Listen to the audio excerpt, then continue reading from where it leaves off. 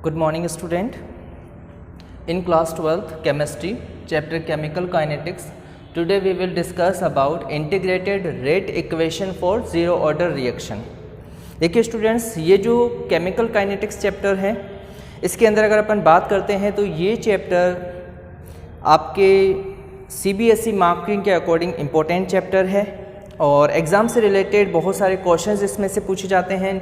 Most of time इसमें से numerical questions पूछे जाते हैं या इससे रिलेटेड आपसे इंटीग्रेटेड रेट इक्वेशन को डिराइव करना पूछा जाता है। आज अपन जो चैप्टर पढ़ने वाले हैं स्टूडेंट्स, ये एक बहुत ही इंपॉर्टेंट टॉपिक है, integrated rate equation for zero order reaction. आप लोगों ने ऑर्डर ऑफ रिएक्शंस पढ़ा है। ऑर्डर ऑफ रिएक्शंस के अकॉर्डिंग ये होता है कि अगर किसी भी केमिकल रिएक्शन के अंदर जो रिएक्टेंट होते हैं उन रिएक्टेंट के जो स्टोइकियोमेट्रिक कोफिशिएंट होते हैं, उन स्टोइकियोमेट्रिक कोफिशिएंट की जो पावर होती है उन सबको आप जब सम करते हो तो जो n की वैल्यूज़ निकल के आती है वो क्या कहलाती है? ऑर्डर ऑफ रिएक्शन कहलाती है। ऑर्डर ऑफ रिएक्शन के बेस पर स्टूडेंट्स अपने सिलेबस के अंदर दो टाइप की रिएक्शंस हैं, ज़ीरो ऑर्डर रिएक्शन और फर्स्ट ऑर्डर रिएक्शन। मोस्टली दो ही टाइप की रिएक्शंस है, उसके अलावा सेकंड ऑर्डर रिएक्शन भी होती है, थर्ड ऑर्डर रिएक्शन भी होती है। बट अपन के जो कोर्स के अंदर है स्टूडेंट्स, उसमें से इंटीग्रेटेड रेट ऑफ इक्वेशन जो दी हुई है, एक तो ज़ीरो ऑर्डर रेट इक्वेशन के लिए दी हुई है, ज़ीरो ऑर्डर रिएक्शंस के लिए है, और सेकंड जो है वो फर्स्ट ऑर्डर रिएक्शन के लिए है। तो चलिए बात कर लेते हैं आज अपन ज़ीरो ऑर्डर रिएक्शन के लिए। अब आप लोगों को सबसे पहली बात, एक छोटी सी बात आपको पता होनी चाहिए। According to rate law of mass, rate law of mass के अकॉर्डिंग यहाँ पर ये जो ज़ीरो ऑर्डर रिएक्शन होती है उसकी जो रेट होती है वो डायरेक्टली प्रोपोर्शनल होती है किसके? रिएक्टेंट की कंसंट्रेशन की ज़ीरो पावर के, रिएक्टेंट की कंसंट्रेशन की ज़ीरो पावर के डायरेक्टली प्रोपोर्शनल होती है। ये इतनी सी बात आपको याद रखनी है। डिफाइन अगर याद नहीं रखोगे कोई प्रॉब्लम नहीं स्टूडेंट्स, मगर ये आपको ज़रूर याद रखना है कि रेट डायरेक्टली प्रोपोर्शनल होती है किसके? आर की पावर ज़ीरो के। अच्छा, मैं थोड़ा सा इसको अगर ये करूँ कि ये जो रेट है वो किसके इक्वल हो सकती है, तो मैंने इस प्रोपोर्शनलिटी के साइन को हटाया तो के आ गया और उसके बाद यहाँ पर यह क्या आ गया? आर नोट आ गया। थोड़ा सा इसको अपन याद रख लेते हैं। अब स्टूडेंट्स देखिए, अपन बात करने वाले हैं इंटीग्रेटेड रेट इक्वेशन, यानी इंटीग्रेटेड इक्वेशन को अपन डिराइव करना चाहते हैं फॉर ज़ीरो ऑर्डर रिएक्शन के लिए। ज़ीरो ऑर्डर रिएक्शन क्या होती है? जिसके अंदर रेट ऑफ रिएक्शन जो होती है वो डायरेक्टली प्रोपोर्शनल होती है किसके? रिएक्टेंट की ज़ीरो पावर की डायरेक्टली प्रोपोर्शनल होती है। ठीक है ना। चलिए एक नॉर्मल एक रिएक्शन अपन बात करते हैं, जैसे फॉर एग्जांपल R जो है वो P में कन्वर्ट हो रहा है। ये रिएक्टेंट है, रिएक्टेंट जो है वो प्रोडक्ट में कन्वर्ट हो रहा है। आपको ये एज्यूम करना है जब T इक्वल्स टू 0 है तो उस टाइम पर जो रिएक्टेंट है उसकी कंसंट्रेशन क्या हो गई? R नॉट, और जो P है उसकी कंसंट्रेशन क्या हो गई? 0 हो गई। 0 टाइम पर जब रिएक्शन प्रोसीड नहीं हुई है उस टाइम पर रिएक्टेंट की कंसंट्रेशन इनिशियल कंसंट्रेशन है और प्रोडक्ट जो है वो 0 है, नहीं बना है। ठीक है। लेकिन अब आपने क्या किया? टाइम को थोड़ा बढ़ा दिया और T टाइम के बाद, जैसे ही रिएक्शन स्टार्ट हो गई उसके बाद T टाइम के बाद आपने जब रिएक्टेंट की कंसंट्रेशन देखी तो मान लीजिए वो रिएक्टेंट की कंसंट्रेशन R रह जाती है और प्रोडक्ट जो है उसकी कंसंट्रेशन क्या हो जाती है? P हो जाती है। अब इस रिएक्शन के लिए स्टूडेंट्स अपन क्या करेंगे? यहाँ पर डिफरेंशियल रेट इक्वेशन लिखेंगे। तो जैसे ही अपन यहाँ पर डिफरेंशियल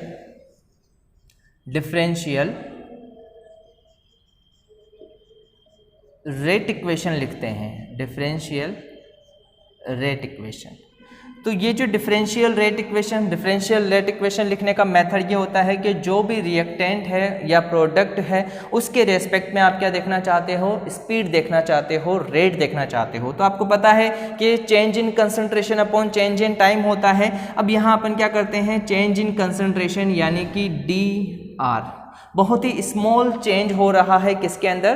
कंसंट्रेशन ऑफ रिएक्टेंट के अंदर। ठीक है। और बहुत ही कम टाइम यानी कि dt, बहुत ही स्मॉल टाइम के अंदर अपन उस कंसंट्रेशन वाले चेंजेस को फाइंड कर रहे हैं। और यहाँ पर क्या लगा दिया गया है? नेगेटिव का साइन लग गया है। यहाँ पर ये जो नेगेटिव का साइन है स्टूडेंट्स, ये रिप्रेजेंट कर रहा है कि जो रिएक्टेंट है उसकी कंसंट्रेशन रिएक्शन के अंदर कंटिन्यू डिक्रीज हो रही है। ठीक है। चलिए इसको इक्वेशन नंबर दे देते हैं 1। अब आपने क्या किया? अब आप जानते हो according to rate law of mass, rate law of mass.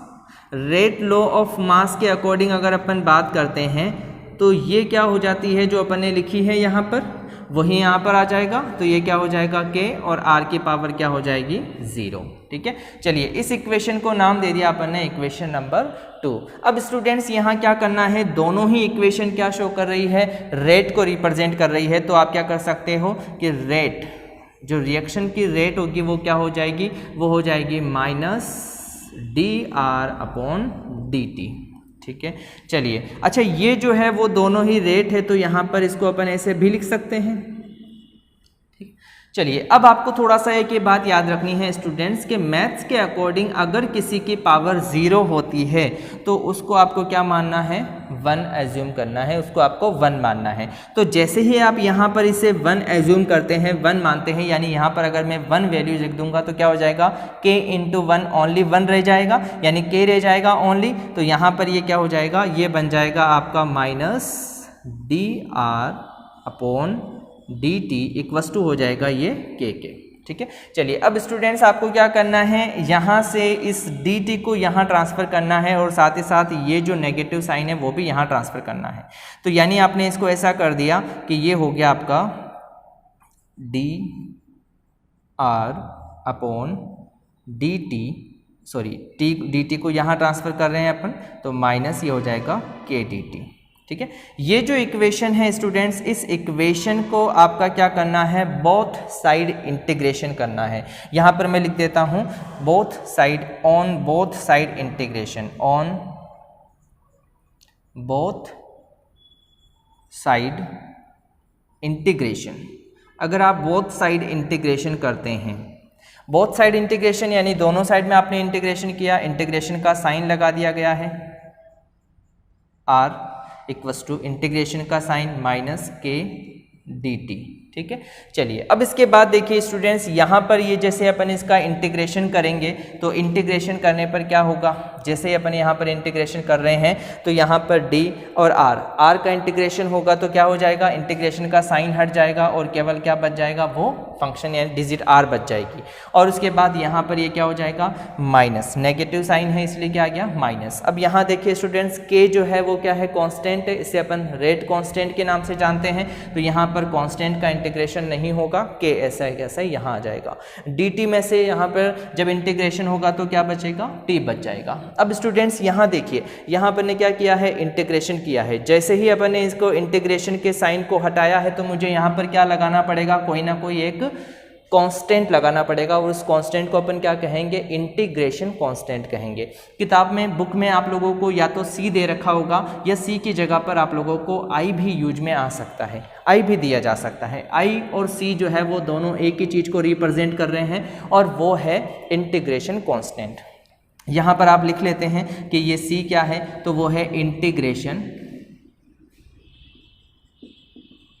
Constant. ये इंटीग्रेशन कांस्टेंट को रिप्रेजेंट कर रहा है।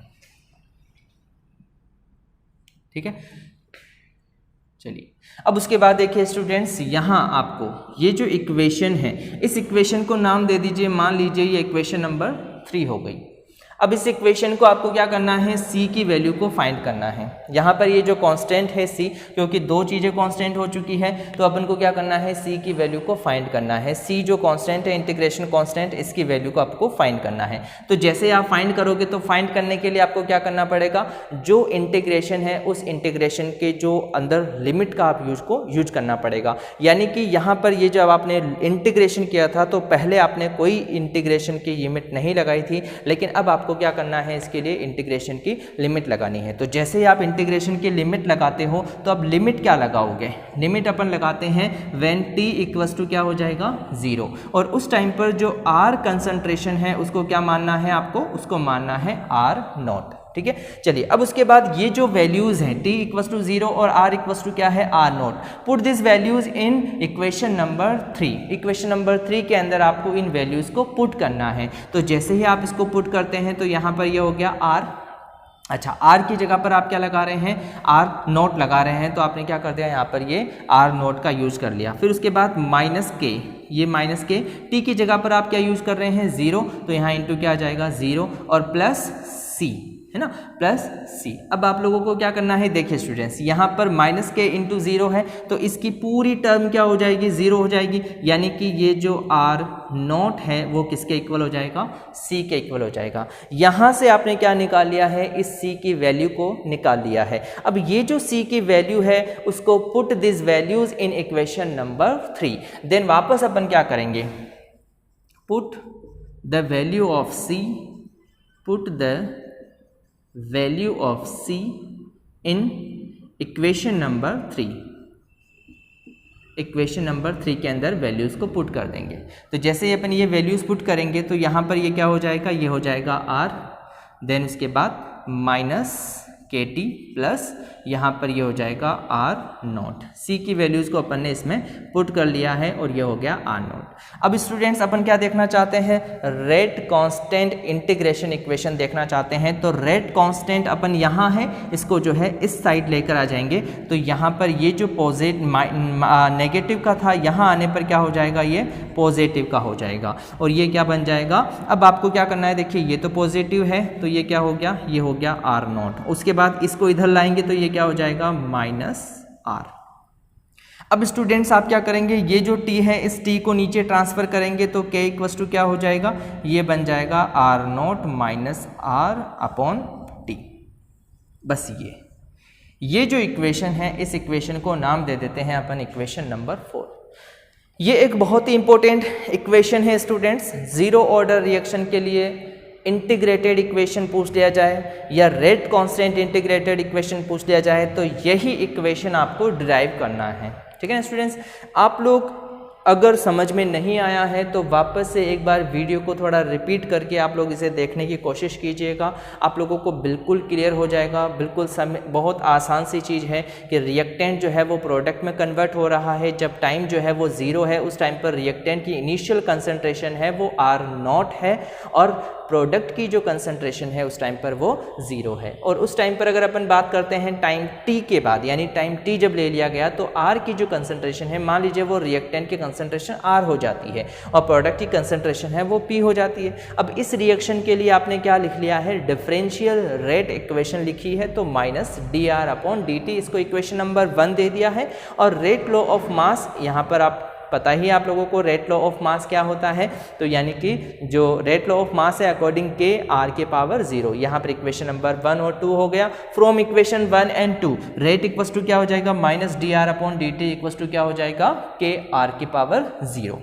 देन उसके बाद अब आपको क्या करना है, आपको पता है कि अगर आर की पावर 0 है तो उसको आपको क्या एज्यूम करना है, 1 एज्यूम करना है। जैसे ही आप 1 वैल्यू रखेंगे तो क्या इंटू 1 यानी के हो जाएगा और minus D R upon D T equals to क्या आ जाएगा, के आ जाएगा। अब इस डी टी को आपको कहाँ ट्रांसफर करना है, के की तरफ, और साथ ही साथ क्या ट्रांसफर करना है, नेगेटिव चार्ज को भी ट्रांसफर करना है। तो यहाँ पर क्या हो जाएगा, ये डी आर और ये हो जाएगा माइनस के डी टी। देन उसके बाद बोथ साइड इंटीग्रेशन, ये जो इक्वेशन है स्टूडेंट्स, इस इक्वेशन को आपने बोथ साइड इंटीग्रेशन किया, इंटीग्रेशन का साइन लगाया। देन उसके बाद डी आर इक्वस टू क्या हो जाएगा, ये हो जाएगा आपका माइनस के डी टी। इंटीग्रेशन को सॉल्व किया, इंटीग्रेशन को सॉल्व करने पर आया are minus k t plus सी। सी एक इंटीग्रेशन कांस्टेंट है, इसको इक्वेशन नंबर अपन ने 3 दे दिया है। ठीक है, फिर उसके बाद अब इस सी की वैल्यू को अपन को फाइंड करना है तो इसके लिए अपन ने लिमिट लगा दी है व्हेन टी इक्वस टू 0 और आर इक्वस टू क्या होना चाहिए, आर नॉट होना चाहिए। फिर उसके बाद ये आर नॉट इक्वस टू क्या हो जाएगा, माइनस के इंटू 0, क्योंकि यहाँ पर टी की वैल्यू आपको क्या रखना है, 0 रखना है, प्लस यहाँ पर क्या आ जाएगा सी। ठीक है, और यहाँ पर ये आर नोट, ये पूरी टर्म 0 हो गई तो सी इक्वस टू क्या हो जाएगा, आर नोट हो जाएगा। Put this values of C in equation number 3। Equation number 3 के अंदर ये वैल्यूज पुट करेंगे तो यहाँ पर आपके इस तरह से इक्वेशन निकल के आ जाएगी। ठीक है ना स्टूडेंट्स, तो ये जो है ये आपके फर्स्ट इक्वेशन है, जीरो ऑर्डर इंटीग्रेशन इक्वेशन। आपसे डायरेक्ट क्वेश्चन 3 मार्क्स का भी पूछा जा सकता है कि पूरी इक्वेशन को डिराइव कीजिए, या क्वेश्चन आपसे केवल ये पूछा जा सकता है कि जीरो ऑर्डर रिएक्शन के लिए रेट कांस्टेंट इंटीग्रेशन इक्वेशन बताइए, लिखिए, एमसीक्यू में पूछा जा सकता है। या इससे एक पॉसिबिलिटी ये हो सकती है कि इससे रिलेटेड कोई ना कोई न्यूमेरिकल क्वेश्चन भी बन सकता है जहाँ पर आर नोट और आर या टी की वैल्यूज़ दे करके आपसे किसी एक की वैल्यूज़ को वो पूछ सकता है। ठीक है ना स्टूडेंट्स, चलिए अब देखिए स्टूडेंट्स, इसके बाद एक छोटा सा टॉपिक ये आता है कि आप यहाँ पर क्या करते हैं, ग्राफ प्लॉट करते हैं। ग्राफ प्लॉट करते हैं। ग्राफ किस में प्लॉट कर रहे हैं आप? ग्राफ प्लॉट करना चाहते हैं किसका? ग्राफ प्लॉट करना चाहते हैं फॉर जीरो ऑर्डर रिएक्शन के लिए। जीरो ऑर्डर रिएक्शन के लिए आपको क्या करना है, ग्राफ प्लॉट करना है। तो ग्राफ प्लॉट करने के लिए बहुत ही सिंपल सी चीज़ आपको याद रखनी है। ये जो इक्वेशन नंबर 3 है, इस इक्वेशन नंबर 3 को आपको वापस यहाँ लेके आना है। यहाँ अपन बात करते हैं ग्राफ प्लॉट के बारे में। यहाँ अपन क्या है, ग्राफ प्लॉट करते हैं। तो जैसे ही अपन ग्राफ प्लॉट करेंगे तो ग्राफ प्लॉट करने के लिए क्या हो जाएगा, ये वैल्यू है, ये एक इक्वेशन है आपके पास, r इक्वस टू क्या है, -kt + c, ठीक है ना। ये एक इक्वेशन आपके पास है। इस इक्वेशन को आप y equals to mx + c के इक्वल मान सकते हैं। ये जो इक्वेशन होती है y equals to mx + c, ये क्या होती है, एक स्ट्रेट लाइन इक्वेशन होती है और इससे एक ग्राफ प्लॉट किया जा सकता है जिसके अंदर स्ट्रेट लाइन आपको मिलने वाली है, ठीक है ना। अब यहाँ स्टूडेंट देखिए, आपको क्या करना है, ग्राफ प्लॉट करने के लिए आपको x एक्सिस मानना है y एक्सिस, और y एक्सिस की जगह आपको क्या लेना है, रिएक्टेंट की कंसंट्रेशन ऑफ रिएक्टेंट, यानी कि यहाँ कंसंट्रेशन ऑफ रिएक्टेंट आपने ले रखी है यहाँ। अब स्टूडेंट्स देखिए, ये x है, x की जगह पर आप क्या ले रहे हैं, t, यानी कि ये अगर x एक्सिस है तो यहाँ पर आप क्या ले रहे हैं, t ले रहे हैं। अब उसके बाद देखिए, ये जो m है स्टूडेंट्स, ये रिप्रेजेंट कर रहा है किसे, स्लोप को, स्लोप को रिप्रेजेंट कर रहा है। और ये जो स्लोप है देखिए, यहाँ पर ये जो m है इसकी जगह क्या है, k है, और ये जो k है वो क्या है स्टूडेंट्स, नेगेटिव है। तो नेगेटिव है तो इसका मीन्स ये हुआ कि ये जो स्लोप आने वाला है वो कौन सा होने वाला है, नेगेटिव होने वाला है। और यहाँ पर +c भी दिया हुआ है, कांस्टेंट भी दिया हुआ है। तो इसका मतलब ये है कि ये जो रिएक्शन है, इस रिएक्शन के लिए अगर अपन ये बात करें, ग्राफ जो प्लॉट होगा वो कुछ इस तरह का होगा जिसके अंदर एक स्ट्रेट लाइन होगी, बट ये जो स्लोप होगा वो क्या हो जाएगा स्टूडेंट्स, नेगेटिव हो जाएगा। बस ये इतना सा याद रखना है आपको कि ये जो है ये क्या रिप्रेजेंट कर रहा है, स्लोप को रिप्रेजेंट कर रहा है, और स्लोप क्या है, -k। अच्छा, ये जो है स्टूडेंट्स ये क्या है, c है। अच्छा, इस c की जगह पर अपन ने वैल्यूज निकाली थी कि ये c जो है वो किसके इक्वल है, r0 के इक्वल है। यानी कि यहाँ अपन क्या बता सकते हैं, यहाँ ये जो वैल्यूज निकल के आएगी इस जगह पर वो क्या हो सकती है, R0 यानी इनिशियल कंसंट्रेशन हो सकती है। यानी यहाँ से लेकर के यहाँ तक की जो है वो क्या हो जाएगा, C हो जाएगा, कांस्टेंट हो जाएगा। ओके स्टूडेंट्स, तो ये इस तरह से अपन क्या कर सकते हैं, जीरो ऑर्डर रिएक्शन के लिए इंटीग्रेटेड रेट इक्वेशन भी देख सकते हैं, और इसके लिए आप लोग ग्राफ भी प्लॉट कर सकते हैं। एक बार इतना जो अपन ने किया है, एक बार इसे आप लोग अपनी कॉपीज़ के अंदर, नोटबुक के अंदर इसे नोट कीजिए, इम्पोर्टेंट है। और देन उसके बाद अपन फर्स्ट ऑर्डर रिएक्शंस के बारे में आगे कंटिन्यू स्टडी करते हैं। ओके,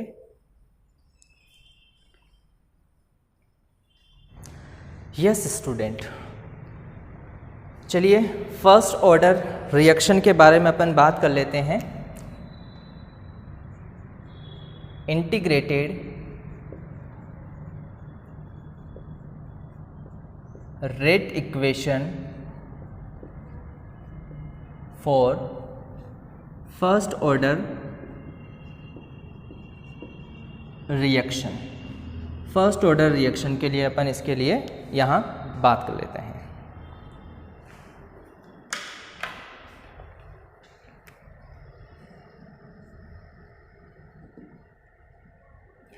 देखिए स्टूडेंट्स, जैसा कि अभी अपन ने जीरो ऑर्डर रिएक्शन के अंदर देखा है, उसी तरह से आपको ये पता होना चाहिए कि जो रेट होती है वो डायरेक्टली प्रोपोर्शनल हो जाएगी किसके, रिएक्टेंट की कंसंट्रेशन की पावर 1 के।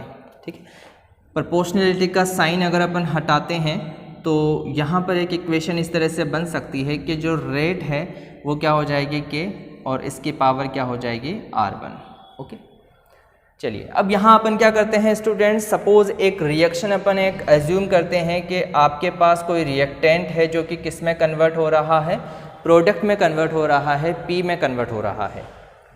वही सेम चीज़ जो ज़ीरो ऑर्डर में अपन ने बात की है कि t इक्वस टू 0 है, तो उस टाइम पर जो R की वैल्यू है वो क्या माननी है, R0, और उस टाइम पर प्रोडक्ट की वैल्यूज़ क्या माननी है, कंसंट्रेशन 0 माननी है।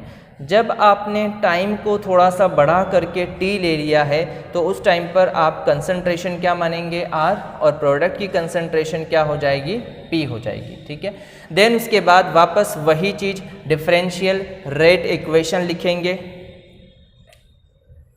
Differential rate equation for this reaction.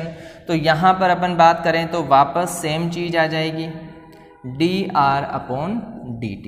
यहाँ तक अपन ने पढ़ा हुआ है, इससे आगे भी थोड़ा बहुत जीरो ऑर्डर रिएक्शन और फर्स्ट ऑर्डर रिएक्शन के अंदर सेम है, ज़्यादा आपको लोड लेने की रिक्वायरमेंट नहीं है, सेम चीज़ें हैं। एक दोनों में से कोई एक को अच्छा से कर लीजिए, दूसरा है आपको खुद ब खुद समझ में आने लग जाएगा, ठीक है ना। डिफरेंशियल रेट इक्वेशन है। और देन अगर अपन बात करें rate of according to law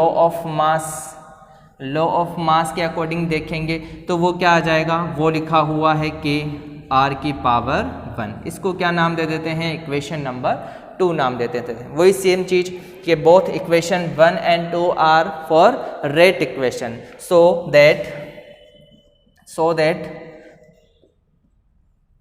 rate जो हो जाएगी वो क्या हो जाएगी, रेट इक्वल्स टू क्या हो जाएगा, -dr/dt इक्वल्स टू क्या हो जाएगा k, और r की पावर क्या आ जाएगा 1, ठीक है। देन उसके बाद स्टूडेंट्स ये आया। अब उसके बाद आपको क्या करना है, इस dt को यहाँ ट्रांसफ़र करना है। अच्छा एक और बात स्टूडेंट्स, यहाँ ये r1 है, r की पावर 1 है, इसको आप 1 नहीं ले सकते, यहाँ पर इसकी कुछ ना कुछ वैल्यूज़ ज़रूर होगी, ठीक है ना। जैसे अपन ने r की पावर 0 थी तो वहाँ पर अपन ने 1 एज्यूम कर लिया था, बट यहाँ आप इसे 1 एज्यूम नहीं कर सकते, ठीक है। चलिए अब अपन क्या करते हैं, इसको यहाँ ट्रांसफ़र कर देते हैं विथ नेगेटिव साइन। तो चलिए नेगेटिव साइन के साथ यहाँ ट्रांसफ़र कर दिया तो ये क्या हो जाएगा, ये बन जाएगा आपका dr इक्वस टू क्या हो गया, -dr इक्वस टू, अच्छा ये माइनस का साइन यहाँ शिफ्ट हो गया है तो ये बन गया -k dt और कंसंट्रेशन r की पावर 1 kdt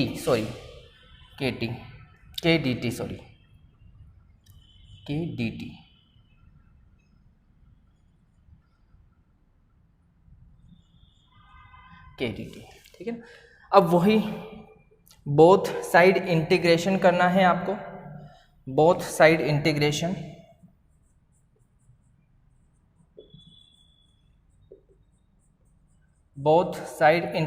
करेंगे। इंटीग्रेशन का साइन लगा देंगे, dr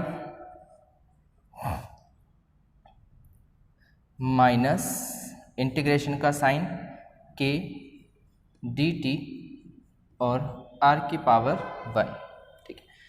अच्छा स्टूडेंट्स अब देखिए स्टूडेंट्स यहाँ क्या होता है, इंटीग्रेशन को थोड़ा सा इजी बनाने के लिए अपन यहाँ पर ये जो r है इस r को यहाँ ट्रांसफ़र कर देते हैं। तो जैसे अपन ने इस r को यहाँ ट्रांसफ़र किया तो ये क्या बन जाएगा, ये हो जाएगा dr/r equals to -k dt हो जाएगा, ठीक है ना स्टूडेंट। अब मैथ के रूल के अकॉर्डिंग जब इंटीग्रेशन 1x और dx होता है तो वो किस में कन्वर्ट हो जाता है, ln x में कन्वर्ट हो जाता है। यही चीज़ आपको याद रखनी है और इसी के अकॉर्डिंग आप क्या कर सकते हो, इंटीग्रेशन dr/r को क्या लिख सकते हो, ln r लिख सकते हो। इंटीग्रेशन का साइन हटाएंगे, इंटीग्रेशन का साइन हटा दिया, नेगेटिव चार्ज है, k जो है कांस्टेंट है तो इसका इंटीग्रेशन नहीं होगा, k ऐसा कैसा रह जाएगा dt, इसमें से अपन जो है इंटीग्रेशन करने पर t आ जाएगा प्लस कांस्टेंट आ जाएगा c, इंटीग्रेशन कांस्टेंट। यहाँ अपन लिख लेते हैं कि c जो है वो इंटीग्रेशन कांस्टेंट है। मैंने आप लोगों को बताया है कि इस c की जगह पर बुक के अंदर i भी हो सकता है, कंफ्यूज नहीं होना है, c और i दोनों सेम चीज़ है। अब आपको क्या करना है, इस c की वैल्यू को फाइंड करना है, जैसा अपन ने जीरो ऑर्डर रिएक्शन के अंदर किया था बिल्कुल सेम वैसा ही अपन यहाँ करते जा रहे हैं। c की वैल्यूज़ को फाइंड करना है, इसके लिए अपन को t इक्वस टू क्या लेना पड़ेगा 0 और जो r है वो क्या लेना पड़ेगा आपको r0। Put this values in equation number 3, इसको अपन ने इक्वेशन नंबर 3 दे दिया। इक्वेशन नंबर 3 के अंदर इस वैल्यूज को पुट करते हैं तो यहाँ पर ये ln r की जगह पर r0 आ जाएगा, माइनस के इंटू टी की जगह पर 0 हो जाएगा प्लस सी, सॉल्व करेंगे ln R naught equals to क्या हो जाएगा सी। तो यहाँ से आपको क्या आ गया, सी की वैल्यूज़ आ गई। And put this values of C in equation number 3, है ना। वापस अगेन अपन क्या करते हैं, put the value of C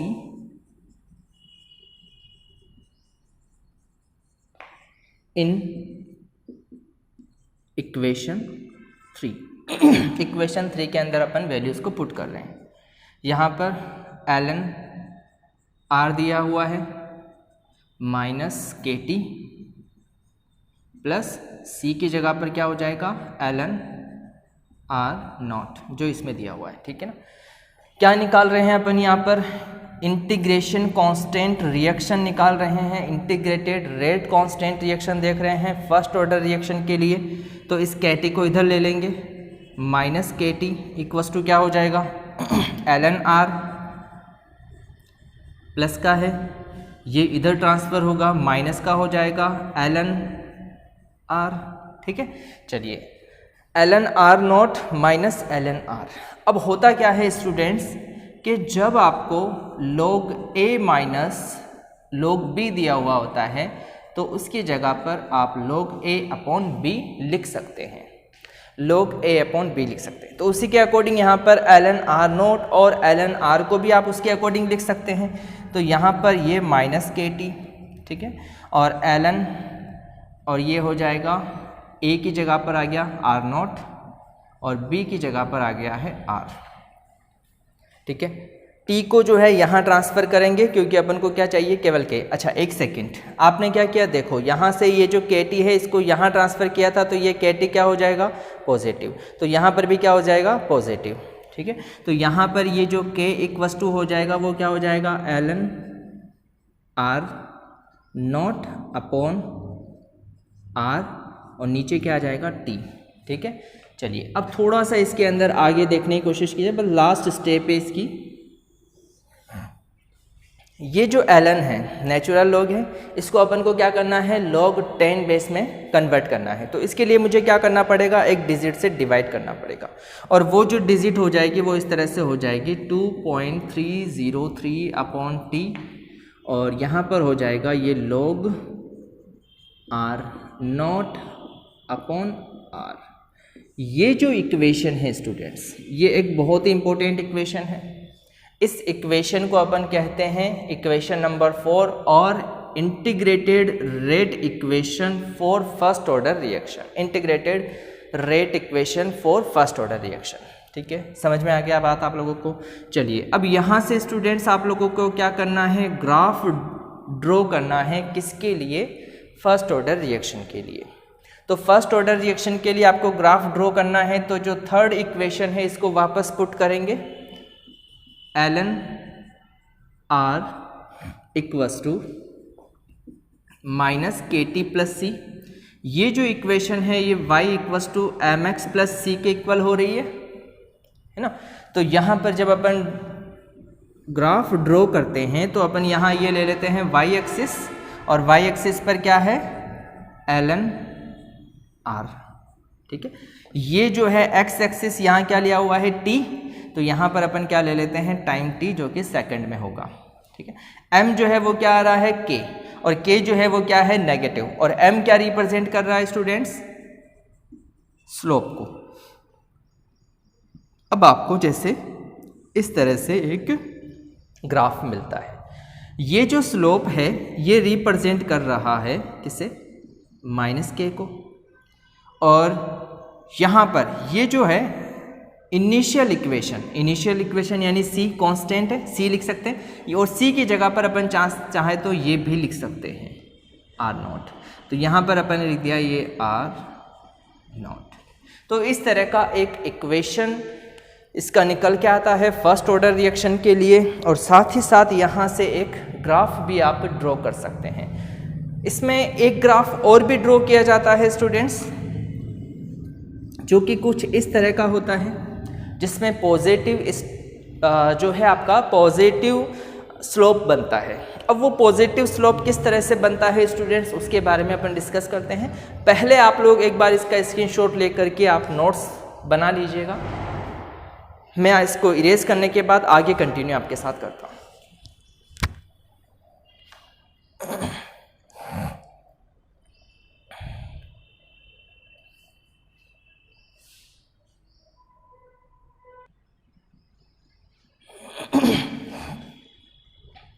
yes students, second जो अपन ड्रॉ करने वाले हैं कुछ इस तरह से ड्रॉ होगा वो। अब ये जो है यहाँ पर जो स्लोप है स्टूडेंट्स वो पॉजिटिव स्लोप है। अब ये किस तरह से आता है, फर्स्ट वाला जो अपन ने देखा है वो क्या है, नेगेटिव है। आप लोग जानते हो कि k इक्वस टू क्या होता है, 2.303 upon T log r naught upon r।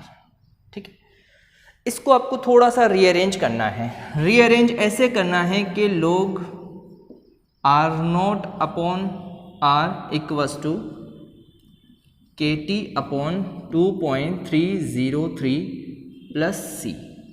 इस तरह से आपको इसकी इक्वेशन को बैलेंस करना है। आपको कुछ नहीं करना, थोड़ा सा इसको रीअरेंज किया। ये जो log है इसको अपन इस तरफ लेकर आ रहे हैं, तो यहाँ पर ये जो kt है वो ऊपर की तरफ आ जाएगा और ये 2.303 है वो नीचे आ गया। ठीक है, अब यहाँ अगर अपन बात करते हैं तो ये y इक्वस टू क्या हो जाएगा, mx प्लस c हो जाएगा। अब देखिए यहाँ पर ये जो mx है वो क्या आ रहा है स्टूडेंट्स, पॉजिटिव आ रहा है। log क्या है यहाँ पर, पॉजिटिव है। ठीक है, स्लोप क्या आ रहा है यहाँ पर, पॉजिटिव आ रहा है। तो यहाँ ये जो स्लोप है रिप्रेजेंट कर रहा है स्टूडेंट्स वो क्या हो जाएगा, k अपॉन 2.303 और ये जो t है वो क्या हो जाएगा, x एक्सिस हो जाएगा जो कि यहाँ लिया जाएगा और यहाँ पर ये हो जाएगा आपका log r naught upon r। ये क्या बताएगा, y एक्सिस बताएगा।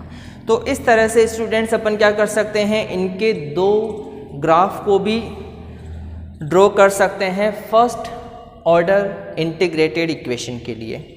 अब इसका जो नेक्स्ट टॉपिक आता है स्टूडेंट वो है आपका हाफ लाइफ या हाफ लाइफ पीरियड, है ना। आप लोग जानते हो कि हाफ लाइफ पीरियड जो होता है, हाफ लाइफ पीरियड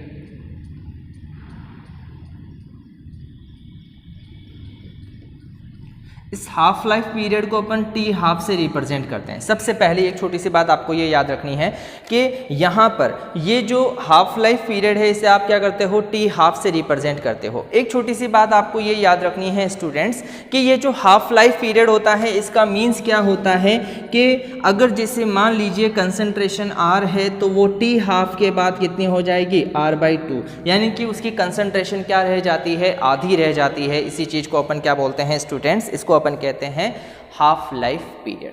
ठीक है ना। अब ये जो हाफ लाइफ पीरियड है वो अपन क्या करते हैं स्टूडेंट्स, जीरो ऑर्डर रिएक्शन के लिए भी फाइंड करते हैं और फर्स्ट ऑर्डर रिएक्शन के लिए भी फाइंड करते हैं। इंपॉर्टेंट है, हाफ लाइफ पीरियड करके इक्वेशन भी पूछी जा सकती है और आप लोगों से जो है इससे रिलेटेड न्यूमेरिकल्स भी पूछे जा सकते हैं। तो अपन डिस्कस कर लेते हैं। मैं एक बार इसको थोड़ा सा इरेज करता हूँ, एक बार आप इसका स्क्रीनशॉट ले लीजिए।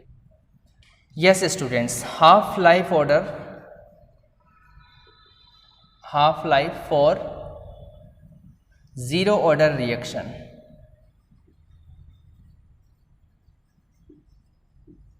अगर जीरो ऑर्डर रिएक्शन होगी तो उसके लिए टी हाफ की वैल्यू क्या होगी। आपको पता है जब अपन जीरो ऑर्डर रिएक्शन की बात करते हैं तो जीरो ऑर्डर में के इक्वस टू क्या होता है, R naught minus R upon T, है ना। सपोज टी इक्वस टू क्या लेना है आपको, टी हाफ। ठीक है, तो यहाँ पर ये क्या है, फाइनल कंसंट्रेशन है और ये क्या है, इनिशियल कंसंट्रेशन है। तो जो फाइनल कंसंट्रेशन है वो क्या रह जाएगी, आधी रह जाएगी। यानी अगर मैं ये कहूँ कि हाफ टाइम के बाद जो कंसंट्रेशन है वो क्या रहने वाली है, आधी रहने वाली है। यानी पहले की आधी रहने वाली है, इनिशियल कंसंट्रेशन की हाफ रहने वाली है। तो ये आर इक्वस टू क्या लेना पड़ेगा आपको, आर नॉट अपॉन 2, यानी इनिशियल कंसंट्रेशन की हाफ रहने वाली है। अब ये दोनों वैल्यूज आप क्या करेंगे, इस इक्वेशन के अंदर पुट कर देते हैं। तो यहाँ पर ये आ जाता है आपका आर नॉट माइनस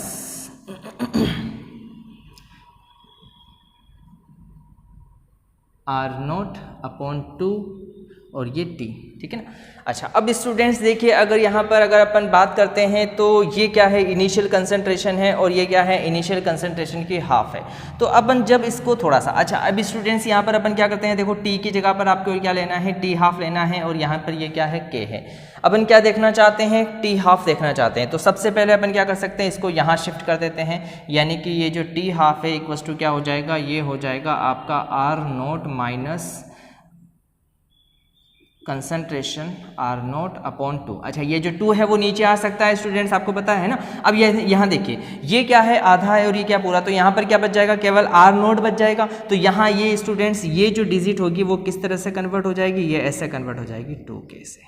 ये चीज, ये क्या होता है स्टूडेंट्स, हाफ लाइफ पीरियड होता है for zero order reaction. Zero order reaction के अंदर इस तरह से अपन क्या कर सकते हैं, हाफ लाइफ पीरियड को डिटरमाइन कर सकते हैं। एक बार आप लोग इसका स्क्रीनशॉट लीजिए स्टूडेंट। ओके स्टूडेंट्स, तो ये तो था आप लोगों के जीरो ऑर्डर रिएक्शन के लिए। अगर क्या कर दिया जाए, फर्स्ट ऑर्डर रिएक्शन की बात हो,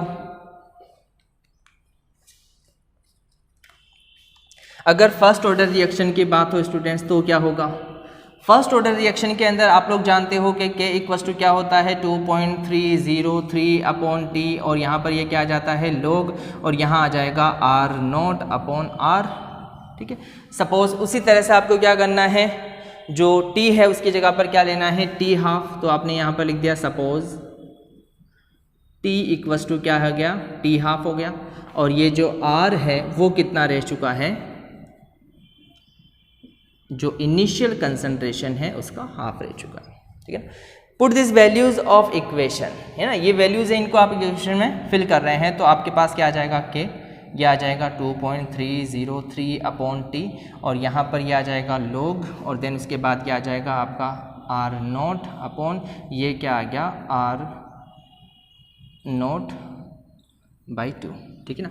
चलिए, R0 से R0 कैंसिल हो गया मान लीजिए, और ये 2 जो है वो, अच्छा ये जो इक्वेशन है, इस इक्वेशन को अगर अपन बात करें तो ये इक्वेशन कैसे आगे हो जाएगी, ये हो जाएगी आपकी 2.30। अच्छा, यहाँ पर ये जो T है, इसकी T की जगह पर क्या लिख सकते हैं, T हाफ, ये 303 हो गया, ठीक है। और यहाँ पर ये क्या हो गया, अच्छा T हाफ अपन फाइंड करना चाहते हैं तो यहाँ ले लेंगे, और ये T हाफ आ गया यहाँ पर आ गया K, ठीक है।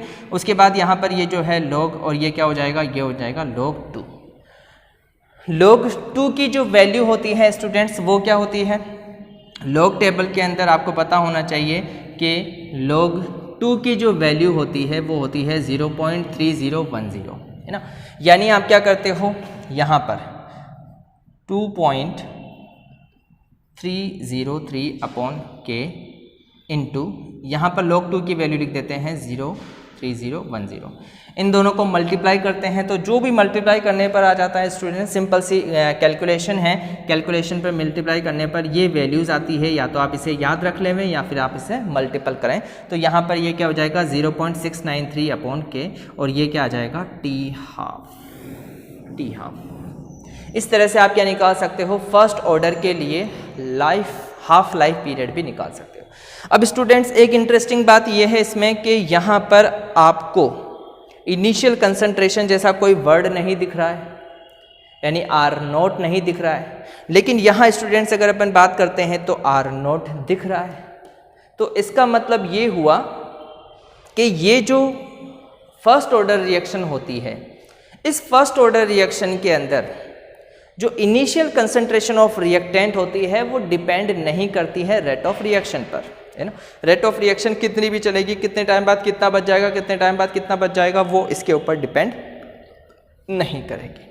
ओके स्टूडेंट्स, तो ये टॉपिक अपन ने डिस्कस किए हैं, बहुत इंपॉर्टेंट टॉपिक है। चलिए इसके बाद अपन एक नेक्स्ट टॉपिक ले लेते हैं जिसका नेम है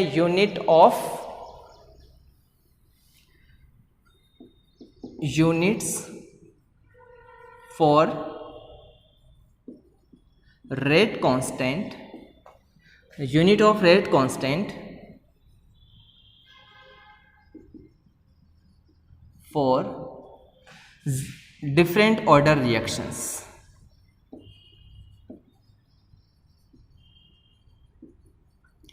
जितनी भी ऑर्डर की रिएक्शन है, चाहे वो जीरो ऑर्डर हो, फर्स्ट ऑर्डर हो, सेकंड ऑर्डर हो, थर्ड ऑर्डर हो, इनके लिए आप क्या निकाल सकते हो, यूनिट निकाल सकते हो। किसके लिए?